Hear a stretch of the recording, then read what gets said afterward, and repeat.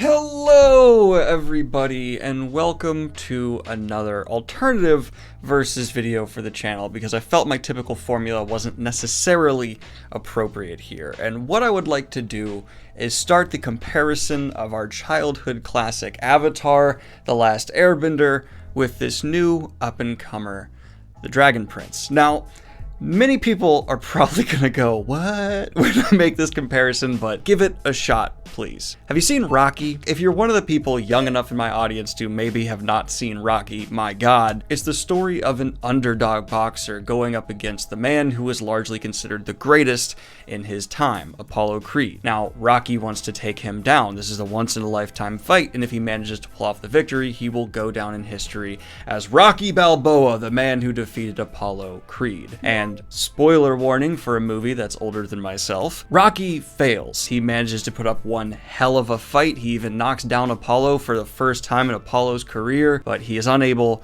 to take the title, and Apollo Creed wins the match. But it's not a bummer ending. You still respect Rocky. You still appreciate what Rocky accomplished by the end of the movie. That's why it spawned so many sequels of varying quality. Creed is good though. I highly recommend Creed. So why do I feel like this is appropriate? Well, that kind of exactly sums up how I'm sitting with the Dragon Prince. No, it's not better than Avatar The Last Airbender, but the comparison, the match, is inevitable. It's the destiny of the Dragon Prince to go up against Avatar The Last Airbender, and I think it does an extraordinarily admirable job. But let's jump into the details here, shall we? Now, I've already reviewed the Dragon Prince Season 1 here on the channel, card popping up by my head, and Season 2 and 3 I thought were of increasing quality. While I was positive on the first season, I'm even more so on Season 2, and I think the strongest was Season 3. Season 3 really had some tremendous moments. But if we're gonna throw these two competitors in the ring with each other, Avatar's coming in with a loaded glove. It's got advantages that are just insurmountable for this opponent. And the biggest for me, honestly, is nostalgia. And I don't mean that in a discrediting way. I'm not trying to remove points from Avatar here, because it lives up to its nostalgia. Avatar The Last Airbender, in terms of my generation at least, really was a lot of people's introduction into animated fantasy, maybe even just fantasy as a whole, and it's a dear, dear gem in all of our hearts because of that. I actually didn't watch it until recently though, contradicting that.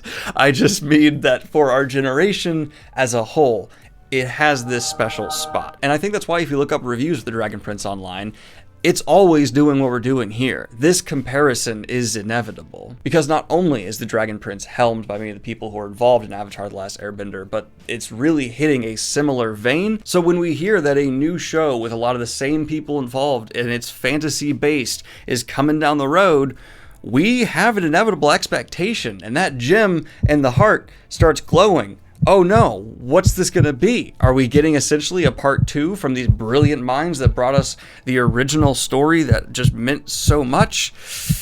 Yeah, we are. And I don't mean part 2 as in a continuation, obviously. I just mean their attempt at basically capturing, well, to put it frankly, lightning in a bottle. Now, being Avatar as well, you have these inherent advantages. One, you set the standard. You are what children's epic fantasy in the animated format is going to be compared against, even if it's not coming from similar people. Just an all-new attempt is gonna be compared, because you are the behemoth. Avatar The Last Airbender, in many real ways, is the Lord of the Rings for Western animated fantasy, especially that which is marketed towards children. It proved you can have this grand world-building, epic, thematic fantasy on Nickelodeon, and it not only be successful, but be a staple that then every parent who grew up on it is gonna want to show their kids. And to an even grander point, many people, especially my age range or a bit older or a bit younger, had their first deep moral questions conveyed to us through Avatar The Last Airbender. Yes, other shows gave us the be friendly, be kind,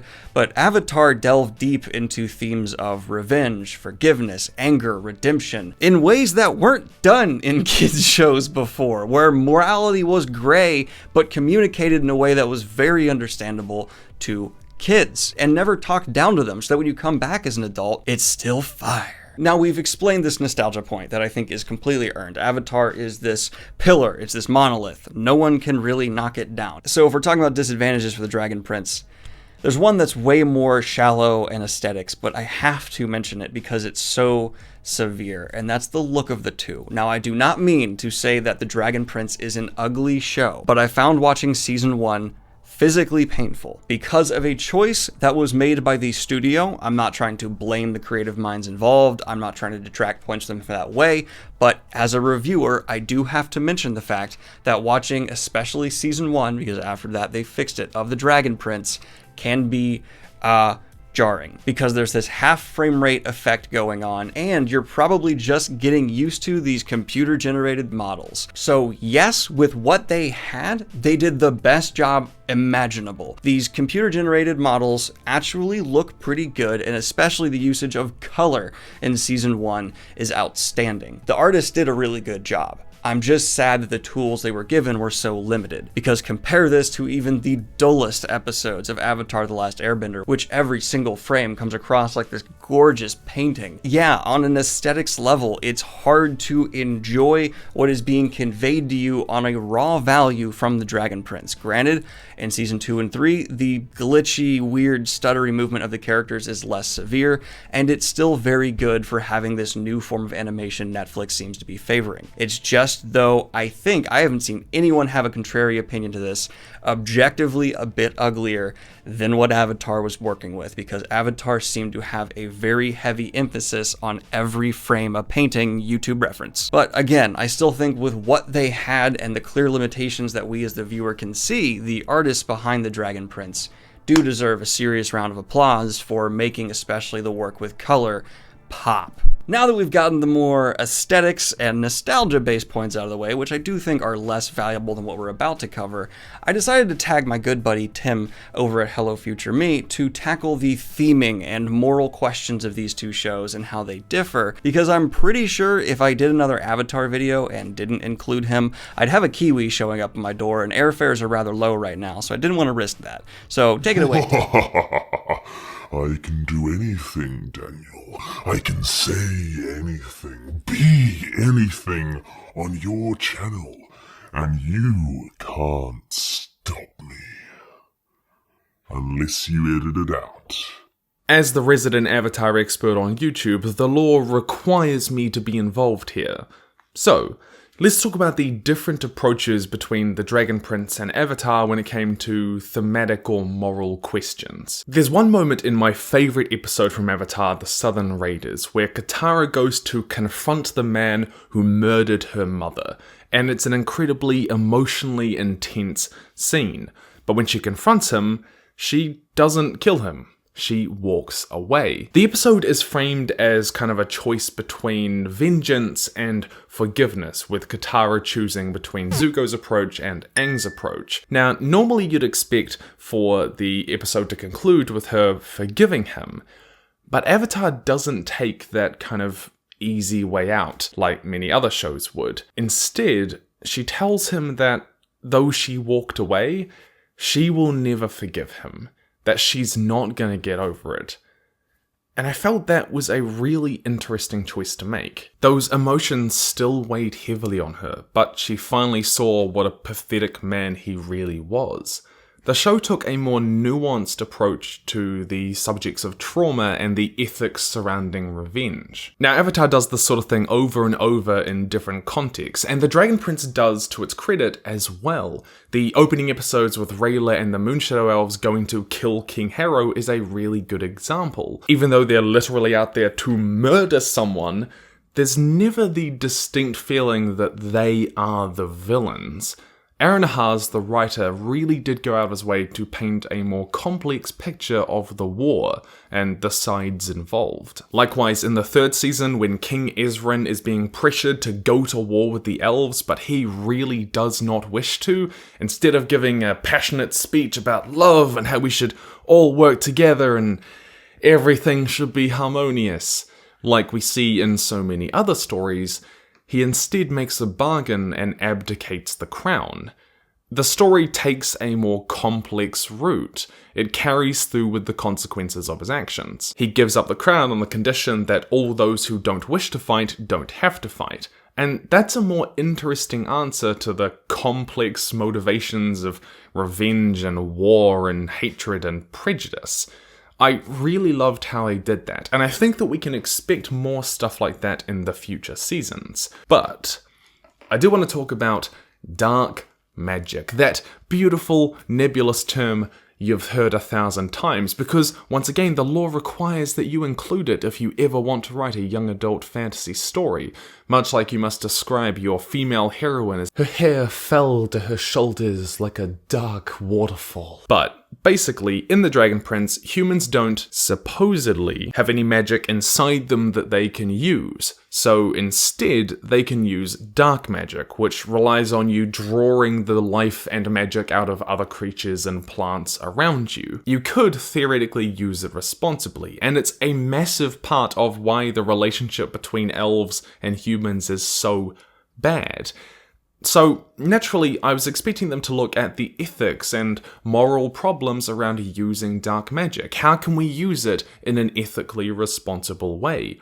Especially considering primal magic, this other type of magic that they say is good, is also used for evil. I expected them to take a deeper look at how our actions, morals, or outcomes make something immoral or immoral.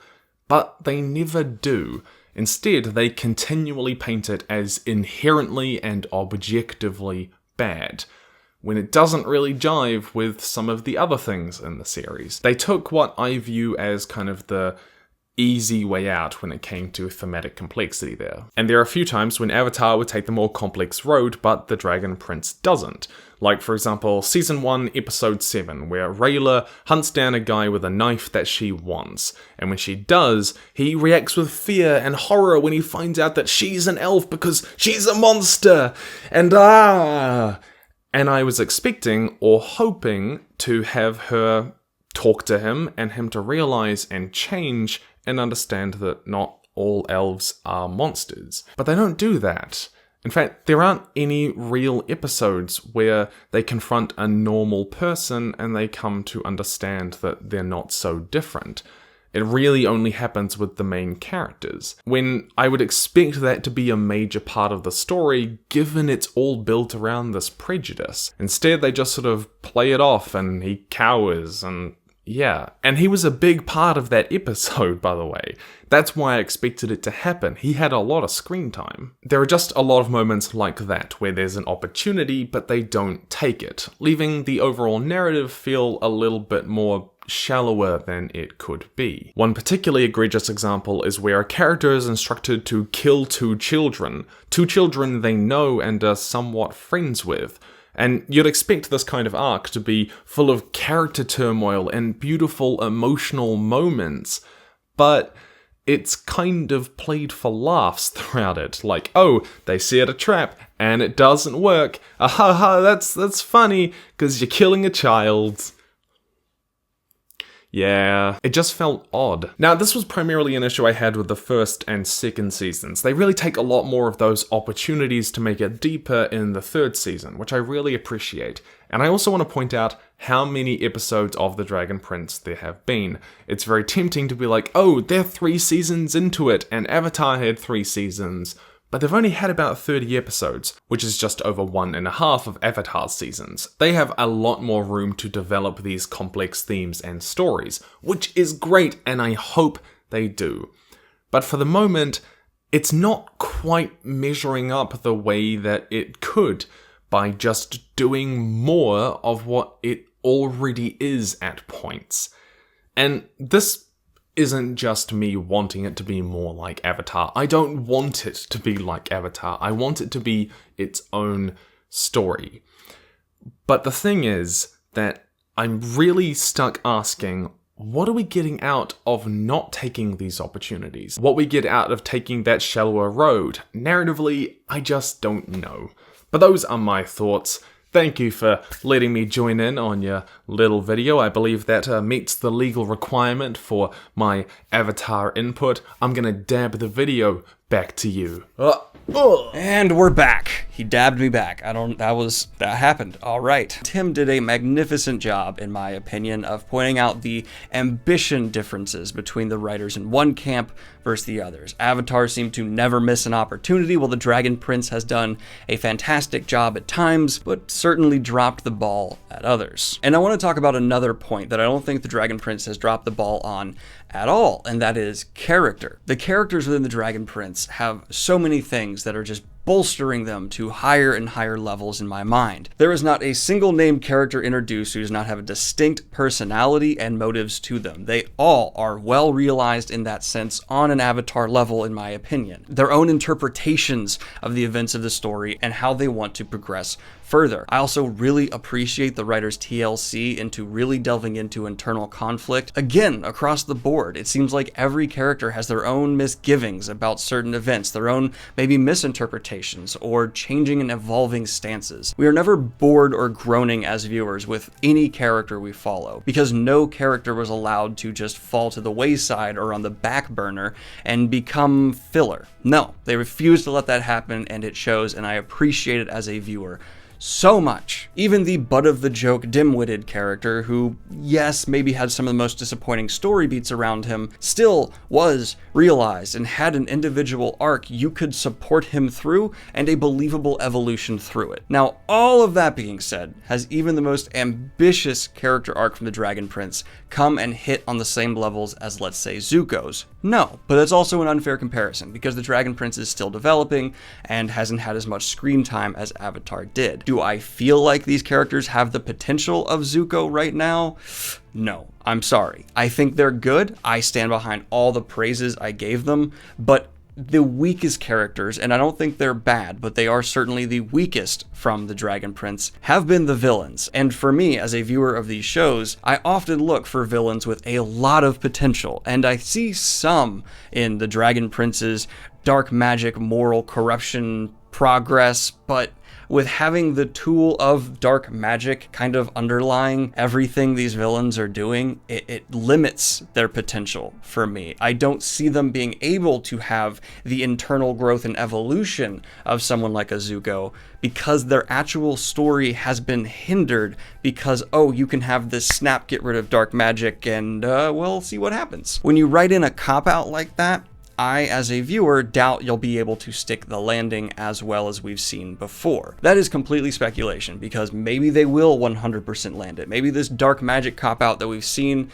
in younger fantasy so often act as a crutch will not act as such here. And I really, really hope that's the case, but I have my doubts. Now, character growth aside, is the dialogue on a consistent similar level? Well, dialogue's not a solid rating. It's something that whiffle waffles depending on what's going on. But in general, again, the Dragon Prince has never reached the peaks of Iroh's even most offhanded philosophical meanderings. Instead, we have above the average. The Dragon Prince is hitting on a level I appreciate. Going back to my Rocky metaphor, we have Apollo Creed's raw talent outdoing Rocky's ambition, and it seems that Apollo Creed, when it comes to dialogue, we're going to commit here, is going to land on top. And I'm okay with that. I understand that there's going to be different focuses for the types of characters that the writers are going for. But what I'm trying to get at is more broad picture. I have yet to feel any character be as well written as the best written characters from Avatar, even in the earlier seasons, because I know I'm going to get a lot of comments saying, well, you need to wait till season 5 or 6 or wherever the Dragon Prince gets to.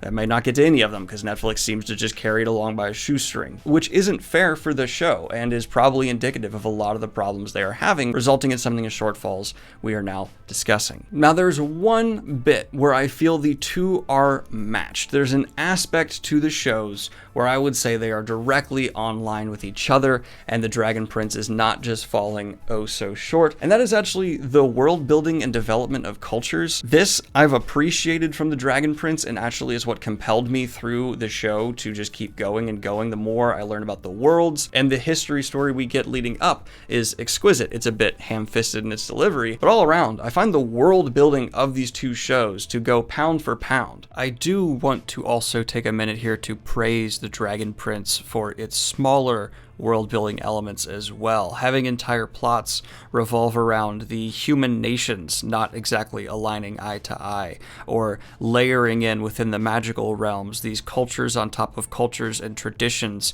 It's not a level of effort you see all the time, and it's greatly appreciated from me, a fantasy fan. Yes, the Dragon Prince is telling a fairly standard, normal fantasy story with a MacGuffin around the center of it, a quest from getting from point A to B, but there is great effort to take this story and elevate it above what many people probably expect hearing that, and add a richness and vibrancy that I, as a viewer, continually got lost in. While the Dragon Prince is just trying to be a more straightforward fantasy story, and Avatar is certainly going on different various routes, they're both achieving that goal equally well, I would say, in terms of lore and mythologies, world building all around. The Dragon Prince may even have an advantage here with having many races interacting. There's a level of just character exploration through these cultural differences that is clearly fully being taken advantage of. Now, I can't talk about the fact that the Dragon Prince is trying to be traditional fantasy without getting into the plot. And yes, I think that Avatar The Last Airbender is more off on its own path, being its new thing, and there's a level of respect and commendability I give it there for doing that, and it certainly raises it above. Though in terms of overall execution, I'm not going to discount the Dragon Prince for feeling like more standard fantasy, especially YA fantasy. They're both achieving their goals on equal levels. One's a bit more outside the box, but they're both getting to that end, and that's very appreciated. I like that the Dragon Prince is saying, hey, this is the story we're trying to tell, and we're going to do it extraordinarily well. And I think they are, in terms of plotting, and the characters going along with this story are adding up to something that deserves quite a bit of respect, hence the Rocky metaphor at the beginning. The real takeaway here is I'm excited for this underdog. They're doing really well so far. Early on, they're going to be compared to Avatar The Last Airbender. That's their Rocky 1. And the Rocky 2, 3, 4, 5, and whatever that series has gotten to is going to be their continuation from here, how they stick the landing and move on. My personal opinion right now is either Netflix needs to give this show the respect and budget it deserves, or let it go and be picked up by another network, because I know there are many out there who would gladly sweep up a successful show like this, which has a name and recognition, add it to their own service, and get some bucks. Unfortunately, I don't think that's going to be the case. I think we're going to see Netflix continue to drag this along. Here's hoping that maybe a better deal is just coming down the road after Netflix stops this flood of content. No, I don't think the Dragon Prince is as profound, beautifully animated, or philosophical or moral as Avatar The Last Airbender was. I think Avatar fairly objectively is the superior show. I mean, it set a standard that is yet to be topped by this kind of entertainment. But the reason I'm using this bizarre metaphor and want to hammer home the final point of this video is the Dragon Prince deserves your respect, attention, because it's definitely solid in its own execution. There's a lot of potential from the groundwork they've laid to build off from. And as Tim covered, and I agree with, they're improving slowly, but they're getting there. Maybe by season 6, I'll be able to come back to this video and say, well, maybe they're more tied. Maybe the Dragon Prince has actually exceeded the bar that's been set. I hope that's the case, because I always want things to be great. I always want my entertainment to be getting better and better. Do I think that's likely? Anyway, thank you so much, Tim, for coming on the channel here. Go check out Hello Future Me if you have not already, though I'm pretty sure most of my audience has already subscribed to him. Like and subscribe here if you have not already. Hit the Patreon if you want to support what I do here. And have a good one, y'all. Peace. And of course, I'd like to record a special shout out to my latest high tier Patreon, Ron Ishek. ITZH. Oh wait, maybe I shouldn't spell it? No, that's fine. I mean, your name literally is appearing on here. I don't know why I got nervous about spelling it. But thank you so much. Sorry for the delay. You aren't my latest. That was a lie, because there was a delay and I somehow messed up. Hey, it's been taken care of. It's been handled. And there you go, Ron. Hope you're having a great day. And I hope everyone is having a wonderful week. Stay safe, stay healthy.